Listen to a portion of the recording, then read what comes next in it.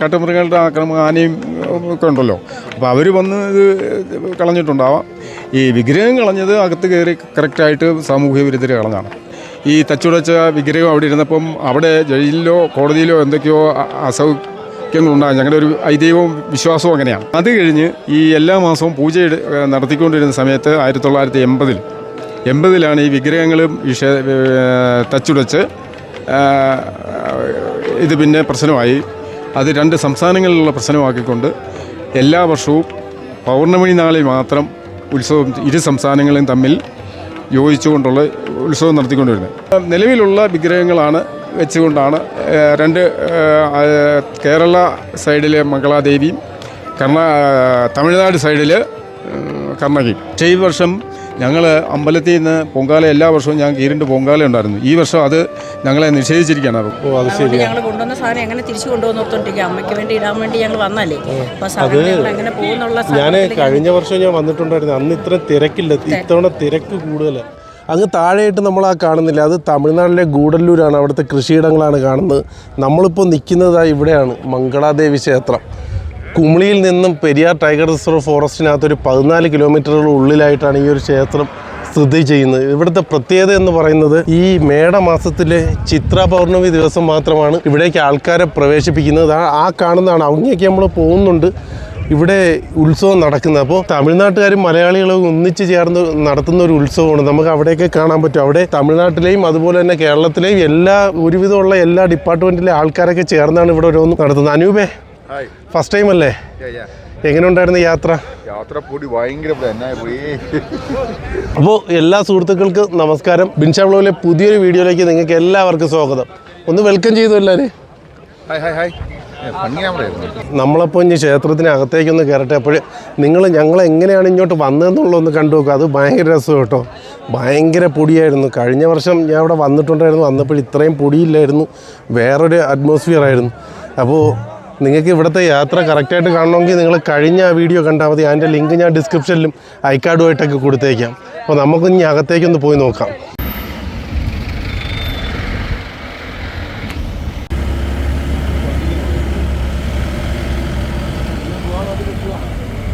നമ്മളിപ്പോൾ എത്തിയിരിക്കുന്ന 2ാമത്തെ ചെക്ക് പോസ്റ്റിലാണ് കേട്ടോ. ആദ്യത്തെ അവിടെ നിന്ന് പെർമിഷൻ എടുത്തിട്ട് അവിടെ നിന്ന് കടത്തി വിട്ടതിന് ശേഷം രണ്ടാമത് വന്ന് ഇവിടെ നിന്ന് വണ്ടിയിൽ ഇറങ്ങിയിട്ട് ഇവിടെ നമ്മൾ ചെക്ക് ചെയ്യും. ബോംബ് സ്ക്വാഡിൻ്റെ ചെക്കിങ് ഉണ്ടാവും. അത് കഴിഞ്ഞ് ഇവിടെ നമുക്ക് അകത്തേക്ക് പോകാൻ. ഇവിടെ ക്യാമറയൊക്കെ കൊണ്ടുവരുന്ന അലൗഡ് അല്ല, നമ്മൾ മൊബൈൽ യൂസ് ചെയ്യാം. അതുകൊണ്ട് ഞാൻ ജസ്റ്റ് മൊബൈൽ യൂസ് ചെയ്തതാണ്. ആ സെക്യൂരിറ്റി ചെക്കിങ് ഒക്കെ കഴിഞ്ഞ് നമ്മൾ ഇനി വീണ്ടും വണ്ടിയിലേക്ക് കയറി വേണം അകത്തോട്ട് പോകാൻ. വണ്ടി പോയി കണ്ടോ, കോടമഞ്ഞും പൊടിയും കൂടെ അവിടെ നിറഞ്ഞ് കിടക്കുക. ഈ നടന്നു പോകുന്നവർക്ക് വലിയ ബുദ്ധിമുട്ടാണ്. നടന്നു പോകുന്നവർക്കേ വലിയ ബുദ്ധിമുട്ടാണ്. പൊടി പറക്കുന്നുണ്ടോ. അപ്പോൾ നമുക്ക് വീണ്ടും നമ്മുടെ വണ്ടിയിൽ കയറാം.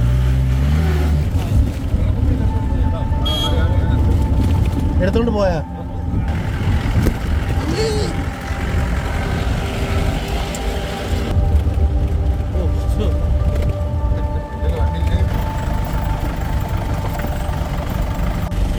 താഴ്വാരത്ത് കോടമഞ്ഞ് ഭയങ്കര പൊടിയാട്ടോ. ഒരു രക്ഷയില്ല വീഡിയോ ഷൂട്ട് ചെയ്യുന്നത്.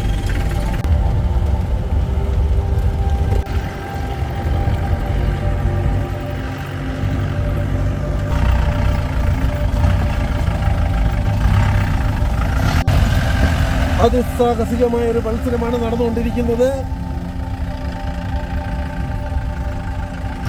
നമ്മളങ്ങ് ദൂരെ കാണുന്നില്ലേ, ഇതൊരു മലയിൽ നിന്ന് മറ്റൊരു മലയിലേക്കുള്ളൊരു വരമ്പ്, പ്രകൃതി ഒരുക്കിയിരിക്കുന്ന ഒരു വരമ്പാണ്. ഈ ഒരു വരമ്പ് ഉള്ളത് കൊണ്ടാണ് നമുക്ക് മംഗളാദേവി ക്ഷേത്രത്തിലേക്ക് വണ്ടിയിൽ പോകാൻ പറ്റുന്നത്. നോക്കിയേ, 2 മലകളാണ്, അതിനിടയിൽ കൂടിയാണ് ഇങ്ങനെ പ്രകൃതി തന്നെ റോഡ് വെട്ടിയിരിക്കുന്നത്. കണ്ടോ, വരിവരിയായ ജീപ്പ് കിടക്കുന്ന. നോക്കിയേ, അവിടെ അങ്ങ് മുകളിൽ നമുക്ക് പോകേണ്ടത്.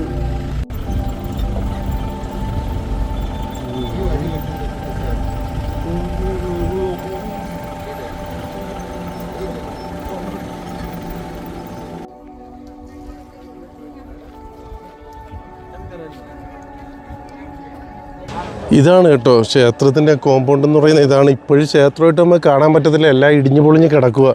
ഇത്തവണ നല്ല തിരക്കാണ് കേട്ടോ ഇവിടെ ആൾക്കാർ.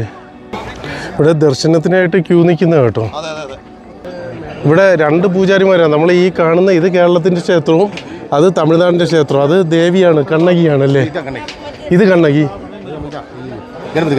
ഗണപതി. ആ അവിടേക്ക് കാണുന്നുണ്ടോ, ആ ക്യൂ പോകുന്നുണ്ടോ? അതെല്ലാം ദർശനത്തിന് വേണ്ടി കാത്തു നിൽക്കുന്ന ആൾക്കാരാണ്. നിങ്ങൾക്ക് ഓർമ്മയുണ്ടോ എന്നറിയില്ല, നമ്മൾ കഴിഞ്ഞ വർഷം പോയപ്പോൾ അതിലേക്ക് അങ്ങ് താഴേക്ക് പോയി കാഴ്ചകൾ കണ്ടിരുന്നു. പിന്നെ മറ്റൊരു പ്രത്യേകത എന്ന് പറയുന്നത്, കഴിഞ്ഞ വർഷം നമ്മൾ വരുന്ന സമയത്തായിരുന്നു അരിക്കൊമ്പൻ ഈ പ്രദേശത്തായിട്ടുണ്ടായിരുന്നു. അരിക്കൊമ്പൻ ആദ്യം കൊണ്ടുവന്ന് ആക്കിയ സ്ഥലം ഇവിടെയായിരുന്നു. കയറി വരുന്ന യാത്ര അതുപോലെ തന്നെ ഇവിടെ വന്ന് നിൽക്കുമ്പോഴുള്ള കാഴ്ചകളുണ്ടല്ലോ, ഭയങ്കര മനോഹരം. അതുകൊണ്ടാണ് എല്ലാ വർഷവും നമുക്ക് ഇങ്ങോട്ട് വരാൻ തോന്നുന്നത്. നമ്മൾ വന്ന ആ വഴിയാണ്, വണ്ടികൾ പോകുന്നുണ്ടോ? അങ്ങ് ദൂരത്തായിട്ടൊരു വാച്ച് ടവർ കാണാം, അതിനടുത്തായിട്ടാണ് വണ്ടി പാർക്ക് ചെയ്യുന്നത്. നമുക്ക് ഇങ്ങോട്ട് വരാനായിട്ട് കാൽനടയായിട്ടും വരാൻ പറ്റും കേട്ടോ. ഈ 14 കിലോമീറ്റർ നമുക്ക് കുമളിയിൽ നിന്ന് നടന്ന് കയറി വരാം. അതുപോലെ നമുക്ക് അവിടെ നിന്ന് ട്രിപ്പ് അടിക്കുന്ന ജീപ്പ് കിട്ടും. രാവിലെ ചെന്ന് കഴിഞ്ഞാൽ അവിടെ നിന്ന് നമുക്ക് ടോക്കൺ എടുത്ത് ആ ടോക്കൺ കാണിച്ച് ട്രിപ്പ് അടിക്കുന്ന ജീപ്പിൽ വരാം. ഇപ്പോൾ ഒരാൾക്ക് 150 രൂപയാണ് വൺ സൈഡ് വരുന്നതിനാവുന്നത്. അതുപോലെ നമുക്ക് ടാക്സി ജീപ്പ്, പെർമിറ്റ് എടുത്തിട്ടുള്ള ജീപ്പുകൾ നമുക്ക് ഓട്ടം വിളിച്ചും വരാം. ഇപ്പോൾ 4000 മുതൽ 4500 രൂപ വരെയാണ് ഈ പ്രാവശ്യം അവർ ചാർജ് ചെയ്യുന്നത്. അങ്ങ് ദൂരത്തായിട്ട് മുല്ലപ്പെരിയാറിൻ്റെ റിസർവോയർ നമുക്ക് കാണാം.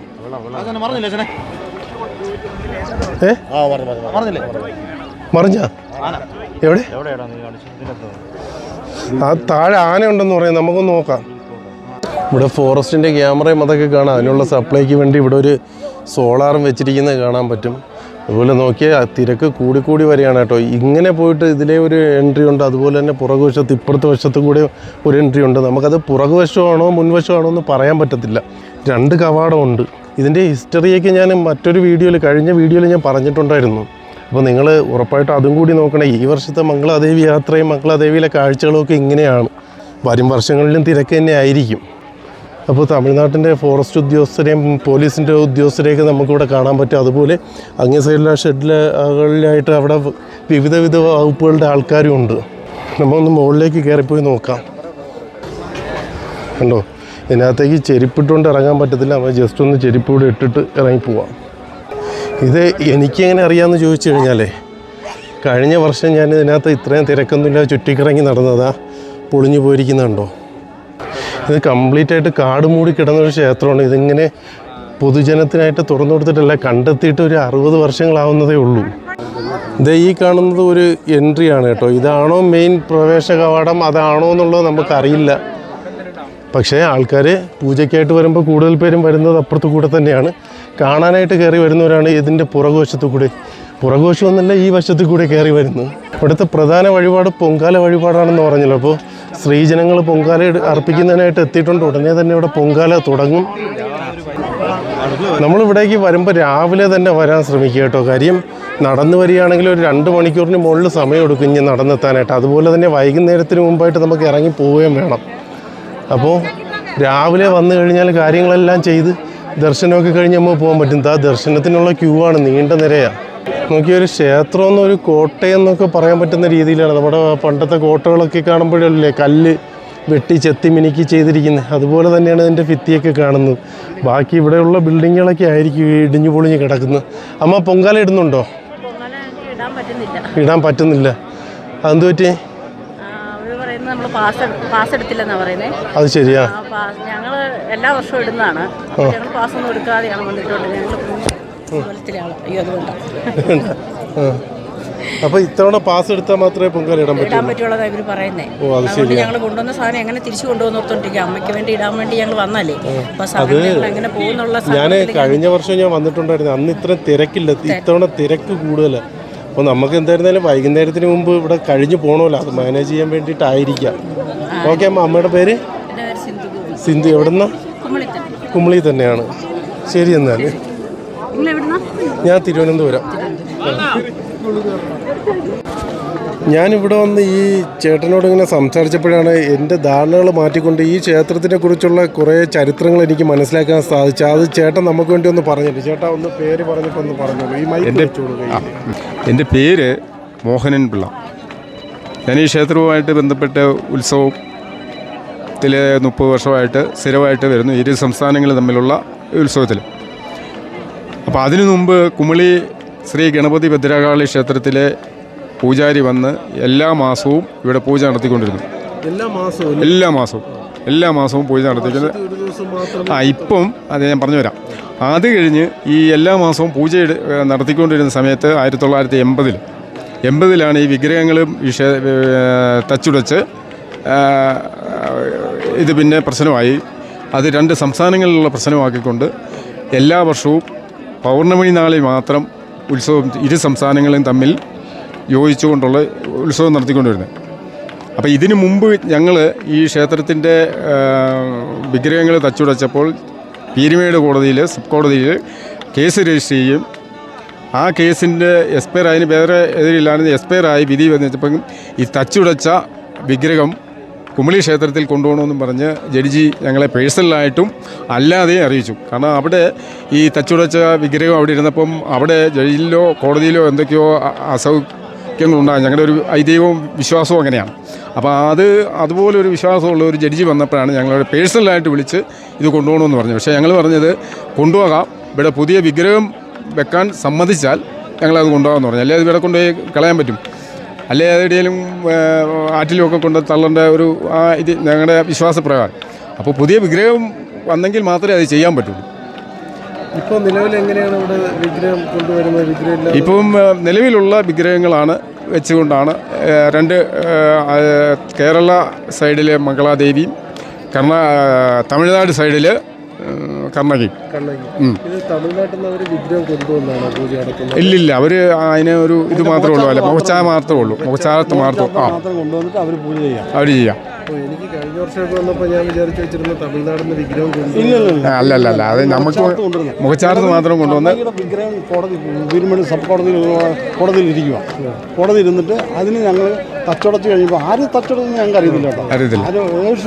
അന്ന് ഒരു 1980 കാലഘട്ടത്തിൽ വരുമ്പോൾ ഇവിടെ മേൽക്കൂര ഇതൊക്കെ ഉണ്ടായിരുന്നു. ഇല്ല, മേൽക്കാര എന്ന് പറഞ്ഞാൽ കുറേ പോയി കാലപ്പഴക്കം 1500-1700 വർഷം പഴക്കമുള്ള. അപ്പം നമുക്കിത് തന്നെ കാണുമല്ലോ. പിന്നെ കാട്ടുമൃഗങ്ങളുടെ ആക്രമണം, ആനയും ഒക്കെ ഉണ്ടല്ലോ. അപ്പോൾ അവർ വന്ന് ഇത് കളഞ്ഞിട്ടുണ്ടാവാം. ഈ വിഗ്രഹം കളഞ്ഞത് അകത്ത് കയറി കറക്റ്റായിട്ട് സാമൂഹ്യ വിരുദ്ധർ കളഞ്ഞാണ്.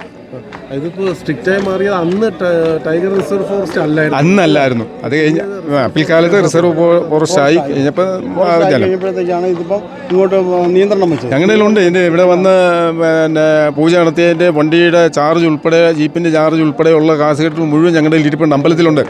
അതിവിടെ വരുന്ന പുതിയതായിട്ട് വരുന്ന കളക്ടർമാരെ മുഴുവൻ ഞങ്ങളിത് അറിയിച്ചുകൊണ്ടിരുന്ന. പക്ഷേ ഈ വർഷം ഞങ്ങൾ അമ്പലത്തിൽ നിന്ന് പൊങ്കാല എല്ലാ വർഷവും ഞങ്ങൾക്ക് ഈരണ്ട് പൊങ്കാല ഉണ്ടായിരുന്നു. ഈ വർഷം അത് ഞങ്ങളെ നിഷേധിച്ചിരിക്കുകയാണ്. പറയുന്ന കാരണം അവർ പറഞ്ഞ് പാസ് എടുത്തില്ലെന്ന്. മുൻകാലങ്ങളിൽ ഞങ്ങൾ പാസ് എടുത്തിട്ടില്ല. അപ്പോൾ 2 പൊങ്കാല ഞങ്ങളുടെ അമ്പലത്തിനുണ്ടായിരുന്നു പ്രാദേശികമായി. ഞങ്ങൾ പിന്നെ പാസ് എടുക്കുന്നില്ല. ഇപ്പം അധികാരികളുമായിട്ട് സംസാരിച്ചപ്പോൾ അവരൊരു കാരണവശാലും സമ്മതിക്കത്തില്ല, നിങ്ങൾ പാസ് കൊണ്ടുപോകുക. ശരിയാണ്, സാങ്കേതികമായ കാരണത്താൽ നമുക്ക് ഒന്നും ചെയ്യാൻ പറ്റില്ല. എനിക്ക് തോന്നുന്നത് കഴിഞ്ഞ വർഷം ഇത്ര ആൾക്കാരില്ലായിരുന്നു, പക്ഷേ ഇത്തോളം അല്ല, ആളിൻ്റെ ഒരു ബാഹുല്യം അല്ലത്. ഈ കൊല്ലം ഭയങ്കര ആളാണ്. ഈ കൊല്ലം ഒറ്റ വണ്ടിയില്ല, അവിടുന്ന് ബുക്ക് ചെയ്യാൻ ഒറ്റ വണ്ടിയില്ല, ഒറ്റ ടാക്സി വണ്ടി പോലും ഇല്ല, മുഴുവനും ഭയങ്കര ആളാണ്. നമ്മൾ ഈ കൊറോണയ്ക്ക് മുമ്പത്തെ വർഷം ഞങ്ങളാണ് ഇവിടുത്തെ പൂജ മുഴുവൻ കുമളി ക്ഷേത്രത്തിൽ നിന്നായിരുന്നു ചെയ്തത്. മുഴുവൻ കാര്യങ്ങൾ കഴിഞ്ഞു. അന്നുണ്ടായിരുന്ന ഇവിടെ വന്ന കാണിക്ക പോലും സർക്കാരിന് കൊടുത്ത് അത് പുതിയ അക്കൗണ്ട് വരെ ഉണ്ടാക്കി. അതിൻ്റെ അകത്ത് ഇപ്പോഴത്തെ കണ്ടീഷൻ നമുക്കറിയത്തില്ല. ഞങ്ങൾ നടത്തിക്കൊണ്ടിരുന്നപ്പം ഈ പൈസ മുഴുവൻ വില്ലേജ് കൊടുത്ത്, വില്ലേജ് അതിന് പ്രത്യേക ഒരു അക്കൗണ്ട് ഉണ്ടാക്കി ഇട്ടിട്ടുണ്ടെന്നാണ് ഇപ്പോഴും പറഞ്ഞിരിക്കുന്നത്. യോഗത്തിലൊക്കെ ചോദിച്ചു കഴിഞ്ഞാൽ ഇതിനൊന്നും സമാധാനമില്ല, അവരതിനെപ്പറ്റി ഒന്നും പറയുന്നുമില്ല. അപ്പം ഇങ്ങനെ ഒത്തിരി കാര്യങ്ങളുണ്ട്. ഇപ്പം തന്നെ അറിയാം, അവിടെ നോക്കിക്കഴിഞ്ഞാൽ അറിയാം കാണിക്കാൻ എന്തുമാത്രം പൈസ വരുന്നുണ്ടെന്ന്. ആ പൈസ ഞങ്ങളുടെ പൈസ മുഴുവൻ അടുത്ത വർഷം എല്ലാം പെട്ടെന്ന് തന്നെ റെഡിയാവട്ടെ, നമുക്ക് പ്രാർത്ഥിക്കാം. അതെ, ഇതൊരു പ്രത്യേക അനുഭൂതിയാണ് കേട്ടോ ഈ ക്ഷേത്രത്തിലേക്ക്. ഒരു തവണ വരുന്ന ആൾക്ക് പിന്നെയും വരാൻ തോന്നുന്നു. അത് പ്രകൃതി രമണീയമാണ്. ഇപ്പോൾ വരുന്നതിൽ നല്ലൊരു ശതമാനം ആൾക്കാർ വരുന്നത് ടൂറിസവുമായിട്ട് ബന്ധപ്പെട്ട് വരുന്നതാണ്. കാരണം ഈ സ്ഥലം ഒരു വർഷത്തിൽ ഒരു ദിവസമേ ഉള്ളൂ. ഇതൊരു 2 ദിവസമാക്കിയാൽ ഭക്തജനങ്ങൾക്കും ഇതുപോലുള്ള ആൾക്കാർക്കും വളരെ പ്രയോജനമായിരിക്കും. കാരണം ഇപ്പോൾ ഈ വന്നിട്ട് 2 മണി വരെ ഇങ്ങോട്ട് കയറ്റി വിടത്തുള്ളൂ. 2 മണി കഴിഞ്ഞ് കഴിഞ്ഞാൽ പിന്നെ ആളെ കയറ്റി വിടത്തില്ല. അപ്പോൾ അതിൻ്റെ ഒരു തിരക്കും ഉണ്ടാവും. പിന്നെ ഈ ദിവസം വരാൻ പറ്റത്തില്ലാത്ത ആൾക്കാർ കാണും. 2 ദിവസമൊക്കെ ആക്കുകയാണെങ്കിൽ കൂടുതൽ ആൾക്കാർ ഭക്തജനങ്ങൾ ഇവിടെ വരാനുള്ള ഉണ്ട്. അത് കേന്ദ്ര സർക്കാർ ഏറ്റെടുത്ത്, ഞാനതും കൂടി പറഞ്ഞേക്കാം, കേന്ദ്ര സർക്കാർ ഏറ്റെടുത്ത് ഈ അമ്പലം പണിത് ശബരിമല പോലെയോ അല്ലെ തിരുപ്പതി പോലെയോ അതുപോലുള്ള അതിലും വലിയ ക്ഷേത്രങ്ങളായി ഈ മഹാക്ഷേത്രങ്ങളായി മാറാനുള്ള സാഹചര്യമാണ്. ഓക്കെ, മോഹനൻ പിള്ള. ചേട്ടൻ്റെ പേര് ഗംഗാധരൻ പിള്ള. എൻ്റെ പേര് ഗംഗാധരൻ പിള്ള. ഓക്കെ, ഞാൻ കുമളി ദുർഗാ ഗണപതി ഭദ്രകാളി ക്ഷേത്രത്തിലെ കമ്മിറ്റി കമ്മിറ്റിയാണ്. ഞാൻ എൻ്റെ മാനേജൻ ദൃശ്യമാണ്. Okay, thank okay. യു. ഒരു നേർച്ച പോലെ ഒരു ഒറ്റ പൊങ്കാല ഇവിടെ കാണുന്നുള്ളൂ. ബാക്കിയുള്ളവരെ പൊങ്കാലയുടെ ഇതുവരെ സമ്മതിച്ചിട്ടില്ല. ഞാൻ പറഞ്ഞില്ലേ ഇതിന് 2 വശങ്ങളുണ്ടെന്ന് അകത്തേക്ക് വരാനായിട്ട്. അപ്പോൾ നമ്മൾ ഒന്ന് അത് അപ്പുറത്ത് കണ്ടു കഴിഞ്ഞാൽ ക്യൂ നിൽക്കുന്ന, മറ്റൊന്ന് ഇതാണ് കേട്ടോ. എനിക്ക് കാഴ്ചയിൽ ഇത് കാണുമ്പോൾ ഇതാണ് ഇതിൻ്റെ യഥാർത്ഥ മുൻവശം എന്നാണ് എനിക്ക് തോന്നുന്നത്. നമുക്കറിയില്ല. കണ്ടോ, ഇപ്പോൾ അത് വ്യക്തമായിട്ട് കാണാം. അങ്ങ് കാണുന്നില്ലേ, അത് തമിഴ്നാടാണ് കേട്ടോ. തമിഴ്നാട്ടിലെ ഗൂഡല്ലൂർ എന്ന് പറയുന്ന സ്ഥലമാണ്. അവിടുത്തെ കൃഷിത്തോട്ടങ്ങളാണ് കാണാൻ പറ്റുന്നത്. ഈ സ്ഥലം നിൽക്കുന്നത് കേരളത്തിൽ തന്നെയാണ്. നമ്മൾ കഴിഞ്ഞ വർഷം വന്നപ്പോൾ അപ്പുറത്തെ സൈഡിലോട്ടൊക്കെ നടന്നു പോകാൻ പറ്റിയിരുന്നു. പക്ഷേ ഇപ്പോൾ പോകത്തില്ല. അവിടെ എല്ലാം തിരക്കും, ആൾക്കാരെ പോലീസ് വിലക്കിയിട്ടുണ്ട് അങ്ങോട്ട് പോകുന്നതിൽ നിന്നും. ഇപ്പോൾ അന്തരീക്ഷം തെളിഞ്ഞ് വന്നിട്ടുണ്ട്. അപ്പോൾ നമുക്ക് ആ മലനിരകളോ അതൊക്കെ കാണാൻ പറ്റും. അങ്ങ് ദൂരത്തായിട്ട് അവിടെ കാണുന്ന മുല്ലപ്പെരിയാറിൻ്റെ റിസർവോയർ ആയിരുന്നു നേരത്തെ ഞാൻ കാണിച്ചപ്പോൾ അത്ര വ്യക്തമല്ലായിരുന്നു. ഇവിടെ അനൂപ് അരലാലും ഉണ്ടായിരുന്നു. അവരെങ്ങോട്ട് പോയാൽ എന്തോ ക്യൂ നിൽക്കുന്നുണ്ടായിരുന്നു അവർ ദർശനത്തിന് വേണ്ടി. അകത്തെത്തിക്കാണുമോ എന്തോ അറിയില്ല. കണ്ടോ, ആൾ കൂടിക്കൂടി വരുമോ. ഇവിടെ ഒരുപാട് ആൾക്കാർ ഇവിടെ വന്ന് പൂജിക്കാനും നേർച്ച ചെയ്യാനൊക്കെ ആയിട്ട് വരുന്നുണ്ട്. അതിനോടൊപ്പം തന്നെ ഒരുപാട് യുവാക്കളൊക്കെ വരുന്നത് ഒരു ടൂറിസം എന്നുള്ള രീതിയിലാണ്. ഇവിടേക്ക് കാണാനും ഇങ്ങോട്ട് കയറി വരാനും ഒക്കെ ഈ ഒരു ദിവസം മാത്രമേ പറ്റുകയുള്ളൂ. അപ്പോൾ നിങ്ങൾ ഈ വർഷം വന്നിട്ടില്ല എന്നുണ്ടെങ്കിൽ അടുത്ത വർഷം ഓർത്ത് വെച്ചോളൂ. മേടമാസത്തിലെ ചിത്രാ പൗർണമി ദിവസം മാത്രമാണ് ഇവിടെ ഉത്സവം നടക്കുന്നത്. ഇങ്ങോട്ട് ആളിനെ കയറ്റി വിടുന്നത്. ആ ഒരു ദിവസം മാത്രമേ ഈ പ്രദേശത്തേക്ക് പൊതുജനങ്ങൾക്ക് വരാൻ സാധിക്കുകയുള്ളൂ. അപ്പോൾ ബാക്കി കാഴ്ചകൾ എന്തൊക്കെയുണ്ടെന്നുള്ളത് നമുക്ക് നോക്കാം. ഇവിടെ അന്നദാനമാണ് കേട്ടോ. ഇവിടെ വരുന്ന എല്ലാവർക്കും ഒരു ഭക്ഷണം കൊടുക്കുന്നുണ്ട്. ഇത് താഴേന്ന് തമിഴ്നാട്ടുകാർ താഴേന്ന് ഭക്ഷണം വേവിച്ച് ഇതേപോലുള്ള ട്രാക്ടറുകളിലും ടിപ്പർ ലോറികളിലും ഒക്കെ ആക്കി വെള്ളവും ഭക്ഷണവും പ്ലേറ്റും എല്ലാം ആയിട്ട് വന്ന് ഇവിടെ തന്നെ എല്ലാവർക്കും കൊടുക്കുകയാണ്. ഈ തവണ ഞാൻ പറഞ്ഞല്ലോ കൂടുതൽ പേരുണ്ട്. 1000കണക്കിന് 10000കണക്കിന് ആൾക്കാരുണ്ട്. അവർക്ക് എല്ലാവർക്കും ഉള്ള ഭക്ഷണമുണ്ട്. അതുപോലെ തന്നെ ഈ വേസ്റ്റ് ഇങ്ങനെ കൊണ്ടുവന്ന് ഇത് സൂക്ഷിച്ച് ഇതുപോലെ തന്നെ എടുത്ത് തിരിച്ച് കൊണ്ടുപോവുകയാണ് ചെയ്യുന്നത്. ഒരിക്കലും ഒരു കാരണവശാലും വനത്തിനകത്ത് ഈ വേസ്റ്റുകളിടുകയോ അങ്ങനെയുള്ള ഒരു കാര്യങ്ങളുമില്ല. അതുപോലെ തന്നെ നമ്മളെ അകത്തേക്ക് കടത്തി വിടുമ്പോഴും അവിടെ ചെക്കിംഗ് ഉണ്ടാവും. നമുക്ക് പ്ലാസ്റ്റിക് ഒന്നും കൊണ്ടുവരാൻ പറ്റത്തില്ല, കുപ്പിവെള്ളമൊന്നും കൊണ്ടുവരാൻ പറ്റത്തില്ല. അതെല്ലാം ചെക്ക് ചെയ്താണ് നമ്മൾ അകത്തേക്ക് കടത്തി വിടുന്നത്. ഞാൻ ക്ഷേത്രത്തിനകത്തുള്ള കാഴ്ചകളൊക്കെ കഴിഞ്ഞ് പുറത്തേക്ക് ഇറങ്ങിയാണ്. എൻ്റെ കൂടെ വന്ന 2 പേര് തൊഴുകുന്നതിനായിട്ട് അവിടെ ക്യൂ നിൽക്കുകയാണ്. അവർ തൊഴുതിട്ട് ഇറങ്ങി വരട്ടെ. അപ്പോൾ നമുക്ക് വെളിയിലുള്ള എന്തൊക്കെ കാര്യങ്ങളുണ്ടെന്നുള്ളത് നോക്കാം. ഈ ഒരുക്കങ്ങളെല്ലാം ഒരു ഒറ്റ ദിവസത്തേക്ക് വേണ്ടിയാണെന്നുള്ള ഓർക്കണേ. ഇതൊരു 1-2 ദിവസത്തേക്ക് എക്സ്റ്റെൻഡ് ചെയ്തിരുന്നെങ്കിൽ ആൾക്കാർക്ക് സൗകര്യപൂർവ്വം വന്ന് കാണാനും തൊഴുവാനും ഒക്കെ പറ്റുമായിരുന്നല്ലേ. പിന്നെ വിശ്വാസവും ആചാരമൊക്കെ അല്ലേ, അത് നമുക്ക് നമ്മുടെ സൗകര്യം നോക്കി നടത്താൻ പറ്റില്ലല്ലോ. ഇവിടെ ഫോറസ്റ്റിൻ്റെ പോലീസിൻ്റെ വയർലെസ് സ്റ്റേഷനോ അങ്ങനെ എന്തൊക്കെയോ സംഭവങ്ങൾ ആൻറ്റിനയൊക്കെ കാണുന്നുണ്ട്. അതൊക്കെ ഉണ്ടെന്ന് തോന്നുന്നു കേട്ടോ. അതുപോലെ തന്നെ അങ്ങ് ദൂരത്ത് തോണ്ട ഒരു ടവർ നമുക്ക് കാണാം. ഇത് കണ്ടോ, ഇവിടെ വിവിധ വകുപ്പുകളുടെ ഉദ്യോഗസ്ഥർ ഇവിടെ ഉണ്ടോ. മെഡിക്കൽ ടീംസ് ഉണ്ട്, മെഡിക്കൽ ക്യാമ്പുകൾ നടക്കുന്നുണ്ട്. ഉണ്ടോ, തമിഴ്നാടിൻ്റെയും കേരളയുടെയൊക്കെ ഉണ്ട് ഓരോരോ ഡിപ്പാർട്ട്മെൻറ്റ്. റവന്യൂ ഡിപ്പാർട്ട്മെൻറ്റ് കണ്ടോ. ഇവിടെ വരുന്ന ഭക്തജനങ്ങളെ ഹെൽപ്പ് ചെയ്യുന്നതിന് വേണ്ടിയിട്ട് ഒത്തിരി കാര്യങ്ങൾ ഇവിടെ ഗവൺമെൻറ് ചെയ്തിട്ടുണ്ട്. അത് 2 ഗവൺമെൻറ് ഒരുപോലെ തന്നെ ചെയ്യുന്നുണ്ട്. ഇപ്പോൾ നമ്മളിപ്പോൾ വെളിയിലേക്ക് ഇറങ്ങണം, നമ്മൾ പുറത്തേക്ക് ഇറങ്ങാം. ഇങ്ങോട്ട് വരുന്ന യാത്ര ഞാൻ അധികം കാണിക്കാത്തതിൻ്റെ കാര്യം ഞാനത് അധികം ഷൂട്ട് ചെയ്തിട്ടില്ലായിരുന്നു. നല്ല പൊടിയാണ്. നിങ്ങൾ അടുത്ത പ്രാവശ്യം വരുമ്പോൾ ശ്രദ്ധിക്കുക. മഴ പെയ്തിട്ടില്ല എന്നുണ്ടെങ്കിൽ നല്ല പൊടിയായിരിക്കും കയറി വരാം. നമ്മുടെ ഡ്രസ്സൊക്കെ ബ്രൗൺ കളറാകും. ക്ഷേത്രത്തിലേക്ക് കയറി പോകുന്നതിന് നേരെ ഓപ്പോസിറ്റായിട്ടുള്ള ആ പ്രദേശത്താണ് പാർക്കിങ്ങിന് വേണ്ടി സജ്ജീകരിച്ചിരിക്കുന്ന ഒത്തിരി വണ്ടിയാണ് ഇവിടെ ഈ സമയം വരുന്നത്. ഏകദേശം 500ഓളം വണ്ടികൾക്കാണ് ഇത്തവണ പാസ് കൊടുത്തിട്ടുള്ളത്. ഇങ്ങോട്ട് വരാൻ ഏറ്റവും അത്യാവശ്യം നല്ലൊരു ഗതാഗത സൗകര്യമാണ് കേട്ടോ. അതിന് നമുക്ക് നല്ലൊരു വണ്ടി വേണം. നല്ലൊരു വണ്ടി എന്ന് പറഞ്ഞാൽ ടാക്സി ട്രിപ്പ് അടിക്കുന്ന ജീപ്പ് വേണം. നമുക്ക് ടാക്സി പിടിച്ച് വരികയാണെങ്കിൽ നല്ല ചാർജ് ആവുന്നുണ്ട്. ട്രിപ്പ് ജീപ്പിലാണെങ്കിൽ 150 രൂപ ആവത്തുള്ളൂ. തിരിച്ചിറങ്ങി പോകുന്നെങ്കിൽ 150 രൂപ. ഒരാൾക്ക് 300 രൂപയ്ക്ക് കാര്യം നടക്കും. അങ്ങനെയൊക്കെ ആൾക്കാർ പോയി ഇരിക്കുന്നുണ്ട്. അതൊന്നും അങ്ങോട്ട് പോയി നോക്കിയിട്ട് വരാം. അവിടെ താഴെ അങ്ങ് പോകുമ്പോഴേ അവിടെ നമുക്ക് ഇത് കണ്ടോ, നടന്നു വരുന്ന ആൾക്കാർ വരുന്ന വഴിയാണ്. ഇത് ഈ ഒരു വഴി കണ്ടോ. ഈ ഒരു വഴി ഉള്ളത് കൊണ്ടാണ് മംഗളാദേവിയിലേക്ക് വണ്ടി കയറി വരാൻ പറ്റുന്നത്. കണ്ടോ, അത് നേരിട്ട് കണ്ടാലേ മനസ്സിലാവുള്ളൂ. അത് 2 മലയാണ്. ഒരു മല അത്, മറ്റൊരു മല ഇത്. ഇതിലേക്ക് പ്രകൃതി തന്നെ ഒരുക്കിയിരിക്കുന്ന ഒരു വഴിയാണ് അത്. നടന്നു വരുന്ന ഒത്തിരി ആൾക്കാരുണ്ട്. നടന്നു വരുന്ന ആൾക്കാർ അങ്ങനെ അതിലേ കയറി ഇങ്ങനെ വരും. അതുപോലെ തന്നെ ഇതിലേ നടന്നിറങ്ങിപ്പോകുന്ന ആൾക്കാരുണ്ട്. ഇത്തവണ പക്ഷേ കുറവാണെന്ന് തോന്നുന്നത് അങ്ങനെ ഓണേഴ്സ് വണ്ടി കയറി വരുന്നത്. കഴിഞ്ഞ വർഷം നല്ല വണ്ടി ഉണ്ടായിരുന്നു. ഇപ്പം കുറവാണ്.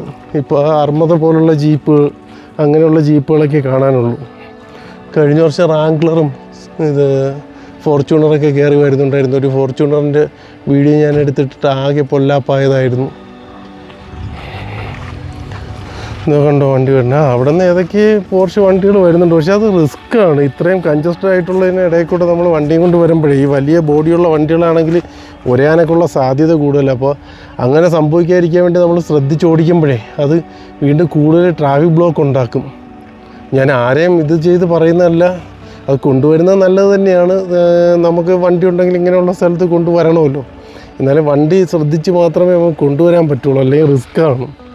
ഒരു താറ് കിടക്കുന്നുണ്ടോ ചരിവിൽ. ഇവിടെയൊക്കെ തീയിട്ടിരിക്കുകയാണ്. തീ അണഞ്ഞു പോയിട്ടുണ്ട്. തീ പിടിച്ചതാണോ ഇനി ഫോറസ്റ്റ് തീ ഇട്ടതാണോ എന്നുള്ള അറിയില്ല. ഇപ്പോൾ നമ്മൾ ഈ മലയുടെ ഇങ്ങേ ഒരു അറ്റത്തെത്തി കേട്ടോ. ഇതോ താഴോട്ട് കണ്ട കൊക്കയാണ്. താഴോട്ട് കാണുന്ന എല്ലാ തമിഴ്നാടിൻ്റെ കൃഷിയിടങ്ങളാണ്. അത് ഗൂഡല്ലൂർ, കമ്പന്തേനി ആ പ്രദേശമാണ്. കമ്പന്തേനിയല്ല, ഗൂഡല്ലൂരാണ് മെയിനായിട്ട് ആ ഗ്രാമം. എന്തൊക്കെ കൃഷികൾ ഇങ്ങനെ അവിടെ കാണാം. ഇനി ഞാൻ കാണിച്ചോട്ടെ. ഇതോ അവിടെയാണ് നമ്മുടെ ക്ഷേത്രം. നിങ്ങൾ കാണുന്നുണ്ടോ? ഞാൻ ഒന്ന് സൂം ചെയ്ത് കാണിച്ചു തരാം.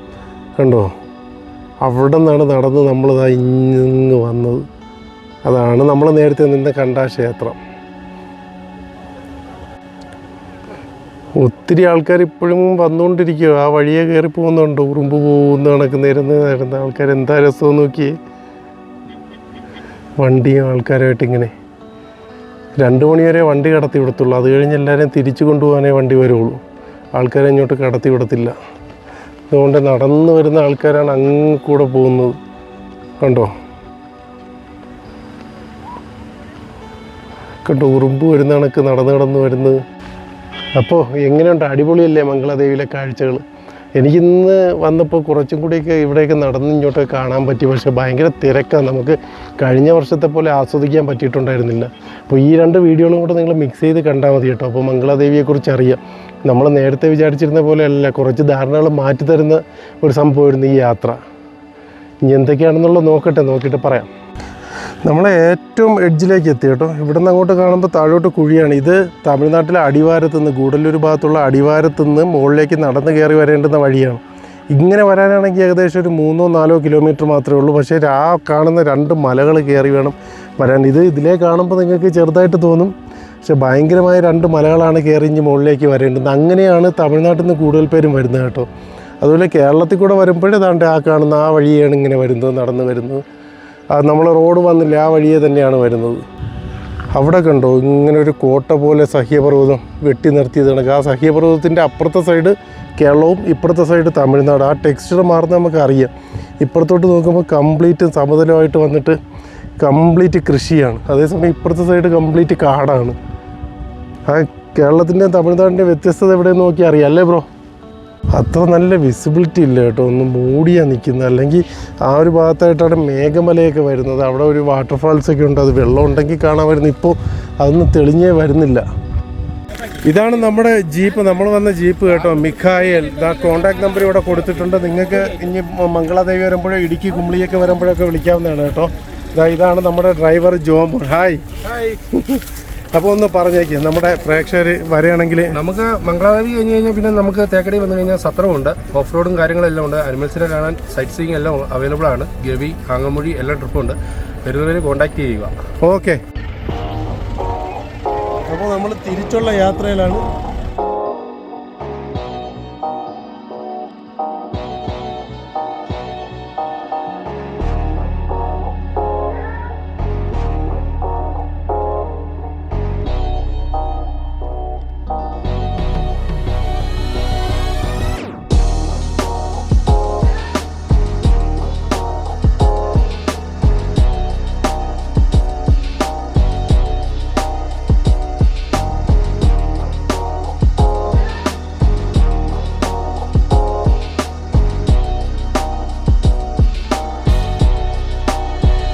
കുളിച്ചൊരുങ്ങി മംഗളാദേവി പോയതാണ്. ഇപ്പം ഇതാണ് അവസ്ഥ. പൊടിയിൽ കുളിച്ച് തിരിച്ചു വന്നു.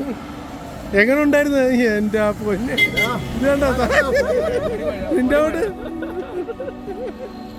ഫുള്ള് പൊടിയാട്ടോ. ഫുള്ള് പൊടിയാണ്. പൊടിക്കകത്ത് കൂടെ ഉള്ള പോക്കെ. ഇനി നമുക്ക് വേറൊരു സ്ഥലത്ത് പോവാം. ഓക്കെ, ബൈ പറ. ഇനി ഒന്ന് കിടന്നുറങ്ങണം. കിടന്നുറങ്ങിയിട്ട് എങ്ങോട്ടെങ്കിലും ഒന്ന് പോകണം. ഹായ് നമസ്കാരം. അപ്പോൾ നമ്മൾ മംഗളാദേവിയിൽ യാത്ര പോയിട്ട് ഇറങ്ങി വന്ന് റൂമിൽ വന്നൊന്ന് ഫ്രഷായി ഇനി അടുത്ത ഒരു സ്ഥലത്തേക്ക് പോകണം. അടുത്ത പോകുന്ന മേഘമലയിലേക്കാണ്. എന്താ എല്ലാവരും റെഡി ആയിട്ടുണ്ട്. ഇതാണ് കേട്ടോ നമ്മൾ താമസിച്ച പെരിയാർ ഹെവൻ ഹോം സ്റ്റേ ആണിത്. അത്യാവശ്യം കുഴപ്പമില്ലാത്ത റൂം. 1000-1200 രൂപയ്ക്ക് ഒരു 1000-1200 രൂപയ്ക്കൊക്കെ നമുക്ക് താമസിക്കാൻ പറ്റിയ നല്ല റൂം കേട്ടോ. നിങ്ങൾ മംഗളാദേവിയും തേക്കടിയൊക്കെ വരുമ്പോഴത്തേക്ക് ഈ റൂം ഞാൻ നിങ്ങൾക്ക് വേണ്ടി സജസ്റ്റ് ചെയ്യുന്നുണ്ട്. നിങ്ങൾക്ക് നോക്കാവുന്നതാണ്. ഇതിൻ്റെ കോൺടാക്ട് നമ്പർ ഞാൻ വീഡിയോയുടെ താഴെ കൊടുക്കാം. അല്ലേ, നല്ല റൂമല്ലായിരുന്നു, കുഴപ്പമില്ല, ബഡ്ജറ്റ് ഫ്രണ്ട്ലി അല്ലേ. ഇതാണ് നമ്മുടെ ഈ പെരിയാർ ഹോം സ്റ്റേയുടെ ഓണറല്ലേ. അതിന്റെ മുതലാളിയെ പോലെ. അപ്പോൾ എന്തെങ്കിലും ആവശ്യം ഉണ്ടെങ്കിൽ നമ്മുടെ പ്രേക്ഷകർ ബ്രോയെ കോൺടാക്ട് ചെയ്യും കേട്ടോ. കോൺടാക്ട് ചെയ്യുമ്പോൾ അവർക്ക് വേണ്ടുന്ന രീതിയിൽ ചെയ്തു കൊടുക്കണം. എന്തൊക്കെ ചെയ്തു കൊടുക്കാൻ പറ്റും ഇവിടെ തേക്കടിയിൽ? പെരിയാറിലേക്ക് ബോട്ടിംഗ് ഉണ്ട്, പിന്നെ വനത്തിനുള്ളിൽ വൈൽഡ് ലൈഫ് ജീപ്പ് സഫാരി ഉണ്ട്, ബാംബു റാഫ്റ്റിംഗ് ഉണ്ട്, പിന്നെ ട്രക്കിംഗ് ഉണ്ട്, നൈറ്റ് ട്രക്കിംഗ് ഉണ്ട്, ജംഗിൾ സ്കോട്ട് ഉണ്ട്. ഇതെല്ലാം കൂടെ പാക്കേജ് ആയിട്ട് നിങ്ങൾ കൊടുക്കും? പാക്കേജ് ആയിട്ട് ചെയ്യുന്നവർക്ക് പാക്കേജ് ആയിട്ട് ചെയ്യും. എത്ര രൂപ വരും പാക്കേജ്? അതൊക്കെ ഓരോന്നിനും ഓരോ പ്രോഗ്രാമാണ്. ഓരോ പ്രോഗ്രാം ആയിട്ടാണ് അല്ലേ? അക്കോമഡേഷൻ ഇൻക്ലൂഡ് ചെയ്യാനല്ലേ. ഓക്കെ ബ്രോ, അപ്പോൾ നമുക്ക് കാണാം. ഓക്കെ.